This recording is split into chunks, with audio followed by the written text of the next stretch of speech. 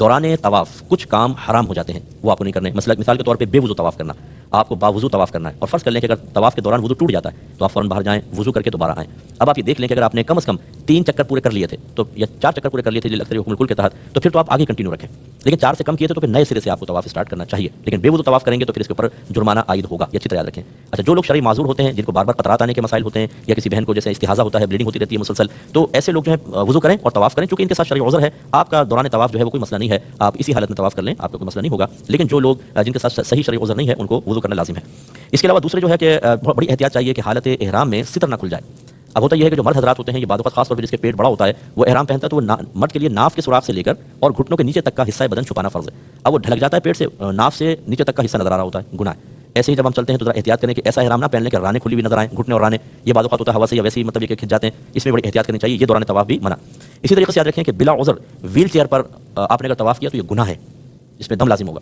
بلا عذر نہیں کر سکتے. اگر کسی کا عذر ہے، جیسے والدہ ہیں، بوڑھی ہیں، بیمار ہیں، ان کو آپ ویل چیئر پہ کروانے کا الگ بات ہے. لیکن صحت مند آدمی نے سوچا چلو یار نئی ویل چیئر پہ بیٹھ کے مزے کر کے کسی کو پیسے دے کے کروا لوں، ایسا نہیں کر سکتے ہیں، اچھی طرح ذہن میں رکھیے. اسی طریقے سے حتیم جو ہے، وہ حتیم کہتے ہیں وہ باؤنڈری وال آپ نے وائٹ دیکھی ہو، دوران طواف آپ حتیم کے اندر سے نہیں گزر سکتے، اس کے باہر سے گزریں گے. اگرچہ وہ کعبۃ اللہ کا، چونکہ وہ کعبۃ اللہ کا حصہ ہے، وہ رہ گیا تھا تعمیرات اور نبی کریم نے حیات اس کو قائم رکھنے کا حکم دیا، اس لیے اس کے اندر سے نہیں نکلیں گے بلکہ اطراف سے نکلیں گے. اور اسی طرح اگر 7 چکروں سے کم آپ نے طواف کر کے چھوڑ دیا، 5 چکر کر کے چلے گئے تو آپ گنہگار ہوں گے، کیونکہ 7 چکر کم از کم ہوں گے. اور مکروہ کام جو دوران طواف ہے وہ بھی ذرا ذہن میں رکھیں. فضول گفتگو کرنا، خامخواہ باتیں تبصرہ، وہ فلاں، وہ چائنا والے، وہ ملائیشیا والے، ارے بھائی آپ اللہ کی بارگاہ میں کھڑے ہوئے ہیں، اللہ کی رحمت خصوصی طور پہ آپ کی طرف متوجہ، اس طرح کی فضول باتیں کرنے کا کیا فائدہ. اور اسی طریقے سے کوئی ایسی الٹی سیدھی حرکتیں جیسے سیلفی بنا رہے ہیں. اچھا، بعض لوگ کہتے ہیں کہ وہ گھر میں کال ملا لیں گے، ویڈیو چلا دیں گے، دیکھیں وہ کعبۃ اللہ ہے. بھائی یہ اللہ کی طرف متوجہ ہونے کا وقت ہے، یہ اپنے گناہوں کو یاد کرنے کا وقت ہے، یکسوئی سے عبادت کریں. یہ کہ آپ نے ایک اور آدمی کو انٹر کر لیا، اس میں وہ سارا وہ مطلب آپ کی یکسوئی تو ختم ہو گئی، اس لیے پوری یکسوئی کے ساتھ کریں. یہ مکروہ ہے، گناہ نہیں ہے لیکن مکروہ ہے.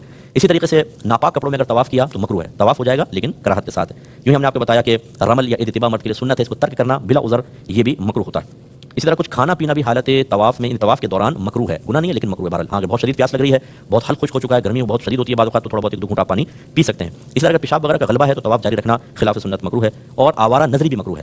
آوارہ نظری کا مطلب دائیں دیکھنا، نئے نئے چہرے ہوتے ہیں، پوری دنیا سے لوگ آئے ہوتے ہیں، کہیں چائنا سے، جاپان سے، ملائیشیا سے، ایران سے، عراق سے، تو وہ آدمی دیکھتا رہتا ہے چہرے. عمومی طور پہ میں نے دیکھا کہ وہ پھر یکسوئی نہیں رہتی.